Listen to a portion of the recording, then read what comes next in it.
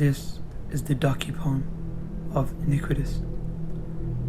And Iniquitous is normally the man in the covers of my books that I release, or the haunting pictures that I post. It's this all dark character going through absolute pain and misery that causes him to be this mysterious yet silenced character. Growing up, I was always sensitive. I was always emotional. I would overthink a lot. These things just led me to the same questions that I ask myself at night. Like, am I where I'm supposed to be? Does everything really happen for a reason? And is there an end to this emptiness? It's like I was destined to be at this one very spot of darkness. It's sad because I was always happy in my life. I don't want to give out this message of sadness, but it's like I have to. Then again, it's weird, because I really don't know if this was meant to be. Every minor situation that may not be considered a problem would just be a major problem for me. I think about it night and day, thinking the worst case scenarios for me. It's just sad because I force myself telling the truth on how it's not true and how I'm overthinking. But my mind refuses any words that dare to be positive and continues to be pessimistic. I've had advice from families and friends saying I take things to heart, but to be honest, I don't really know what this is. Even though I'm 20 right now, unfortunately, I've gotten to the point in my life where expressing myself through words cannot be expressed properly and could not work anymore, as if all the thoughts are compressed into absolute nothing. I mean, after all this, there is nothing for me to say, and even if there was, where do I start? I'll miss so much stuff out. It's better to just stay silent, keep my mind on ease. And plus, God already knows what I've been through, right? Even though I'm losing faith so fast, and it's dropping extremely quickly, as if me and God lost touch of connection. But then again, journalism for me is a great way to really let those thoughts out, and speaking in a way just removes the weight of my body, temporarily though. It's something I can sit back and be glad that I released this pain onto paper. I can journalize my happiness, pain, or even ideas onto paper, maybe even on a voice note. Come to find out, I just have so many ideas and creative thoughts, but I can't really stick to one. So I'm learning to really stick to one at a time, then jump onto the other next thing. But you know, you only live once on this earth, so you gotta make it the most before death ends it all. That's how I see it. It's a cruel and evil way to look at it, but they all say, oh, take your time, you're still young, you're still 20, they say. But that's not how I see it. I see that I'm old in my mind, and before I leave this earth, I want to leave with something. By the time you know it, in a blink of an eye, I'm already 28, and I haven't done anything yet. So for me, it's better to start earlier than later, even if it isn't progressing. It's odd because I kind of see how this end up in my school days. I've never been a numbers guy. I've always been at my school, you know, with this strange obsession with English, poetry to be exact. It's something that I love, I'm passionate about. I express my love, pain, sadness, and happiness all into a form of poetry. I get it. It sounds boring as fuck, but you never know unless you try it, right? Iniquitous is right there in your face. The meaning of it itself says it all. Something that's wrongful, something that you don't want to be described as or defined as. Yet I call myself that. Why? Because he is a representation of depression.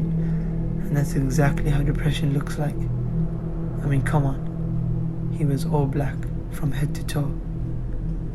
And he also has this emo vibe that's connected to his aura.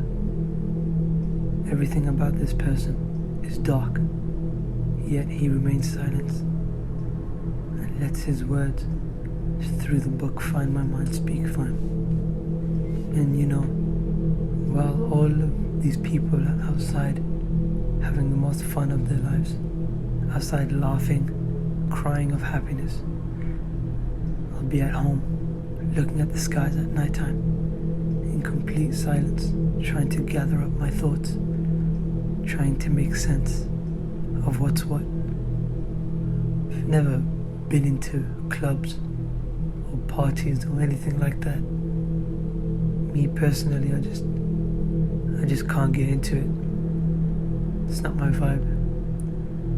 But truly the vibe is for me is going into my shed alone with the starlights shining bright upon the ceiling and listening to music. I'm glad to say I'm not really in that mind space anymore. It's a shitty place to be in. I've just been trying to be more and trying more as a person.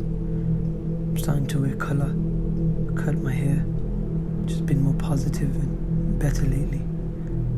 Tried to destroy that environment and run away from it as much as possible.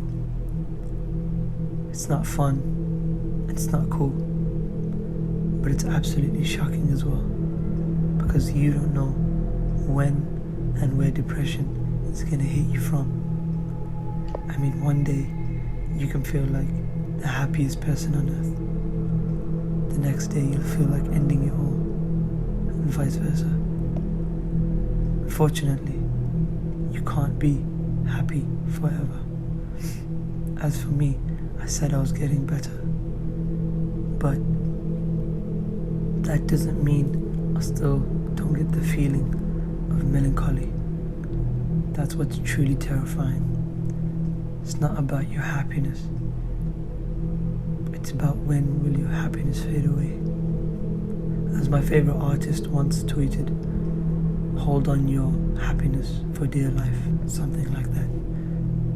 Just paraphrasing. From the weekend, obviously. Abel has shaped me into the man I am today. From the style to mannerisms to the mentality, through sadness and happiness, lowest and highest. When I was nothing to something, the weekend was always there for me through his music and presence. Truly a massive inspiration to me.